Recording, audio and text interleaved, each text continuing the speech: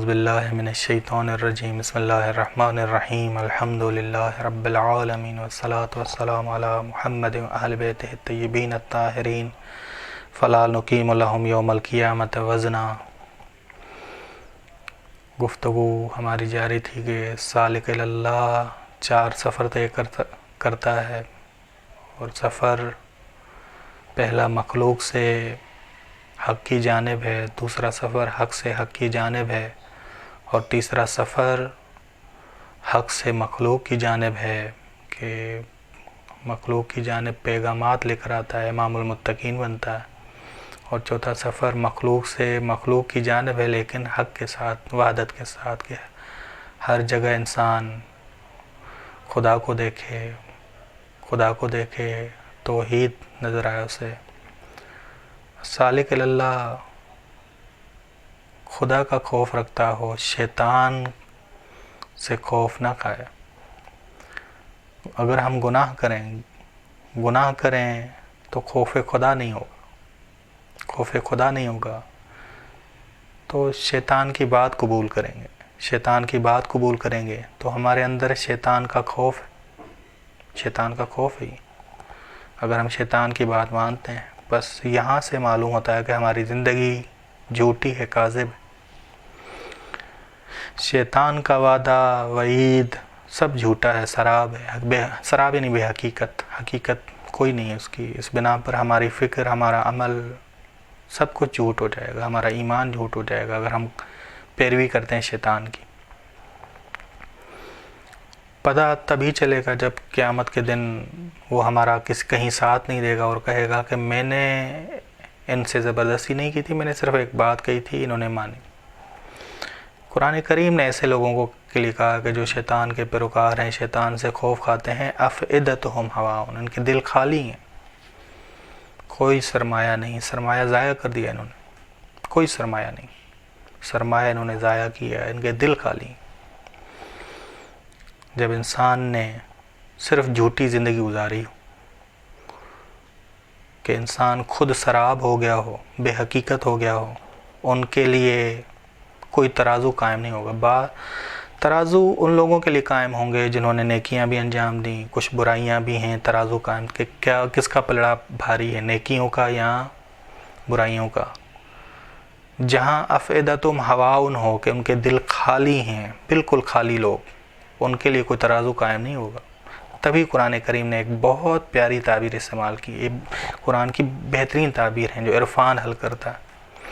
افئدتہم ہواؤن یعنی بے وزن، کوئی ان کے اعمال کا ترازو نہیں ہوگا، کوئی عمل ہی ہے ہی نہیں ان کا، جھوٹی زندگی گزارنے والے۔ فلا نقیم لہم یوم القیامت وزنا، ہم بعض لوگوں کے لیے قیامت کے دن کوئی وزن نہیں قائم کریں گے، کوئی وزن ہی نہیں ہوگا ان کا، تاکہ 2 پلڑے ہوں، ایک پلڑا بھاری ہو جائے، دوسرا پلڑا ہلکا ہو جائے۔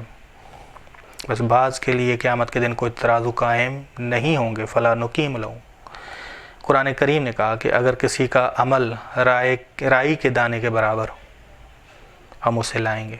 یہ نیک لوگوں کے لیے کہ نیک لوگوں کا عمل رائی کے برابر ہوگا، وہ لائے گا خدا اسے۔ لیکن برے عمل کا کوئی وزن نہیں ہے، ذہن میں رکھیے گا۔ جس کی پوری زندگی برائی پہ ہو، کاذب ہو، اس کا کوئی وزن نہیں کہ خدا کہے کہ رائی کے دانے کے برابر ہو، ہم اسے لائیں گے۔ بے وزن ہے وہ، بے وزن ہے۔ بس قرآن نے کہا جو یہ وَإِنْ كَانَ مِثْقَالَ حَبَّةٍ مِّنْ خَرْدَلٍ أَتَيْنَا بِهَا، اگر کسی کی نیکی رائی کے دانے کے برابر، ترجمہ یہ کرنا ہے، اگر کسی کا عمل یعنی نیکی، کسی کی نیکی رائی کے دانے کے برابر ہو، ہم اسے لائیں گے۔ بس یہ آیت مربوط ہے ان لوگوں کے لیے جنہوں نے نیکیاں انجام دی ہیں۔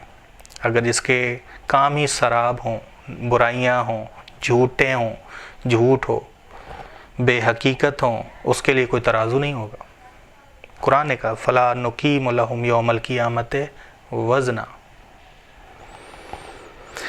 کلا لا وزر، قرآن نے کہا ہرگز نہیں، بعض لوگوں کے لیے کوئی ترازو نہیں ہوگا، لا وزر، کوئی ترازو نہیں ہوگا۔ سالک اللہ کی زندگی سراب نہ ہو، کاذب نہ ہو، جھوٹی نہ ہو۔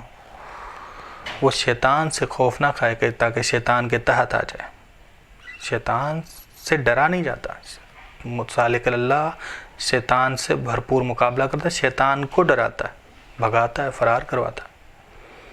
تبھی روایات میں امام علی فرماتے ہیں کہ متقی سے شیطان بہت زیادہ خوف کھاتا ہے. ایک ٹانگ پہ کھڑا ہوتا ہے شیطان کہ فرار اختیار کر لے. بس سالک اللہ کی حیات کاذب نہیں، جھوٹی نہیں، سراب نہیں، بے حقیقت نہیں، بلکہ حیات طیبہ ہے.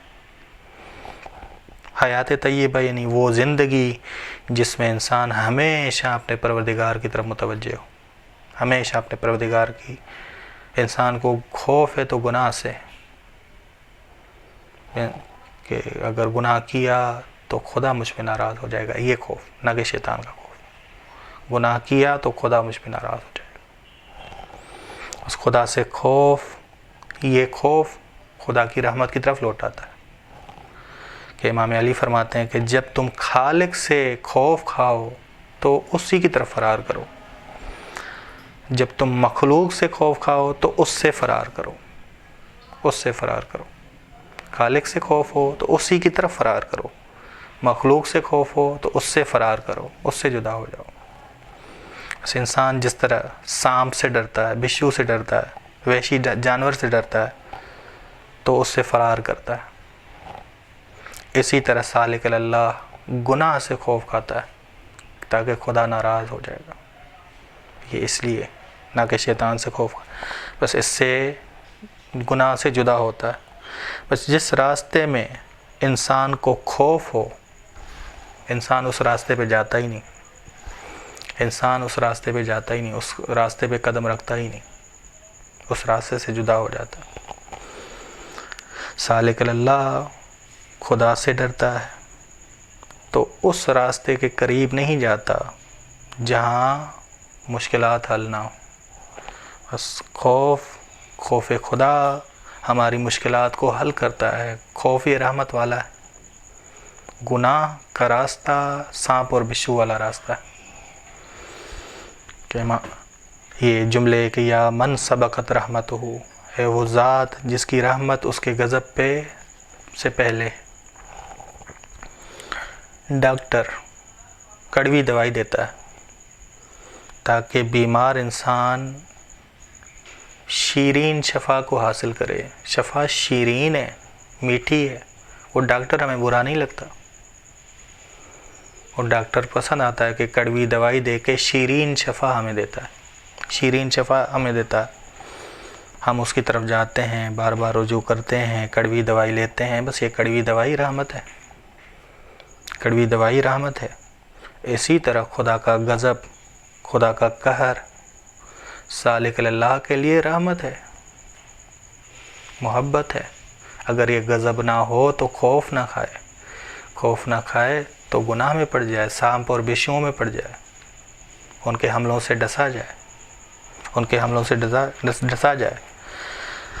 اور سالک اللہ اس کڑوی دوائی کو، غضب خدا کو رحمت قرار دیتا ہے.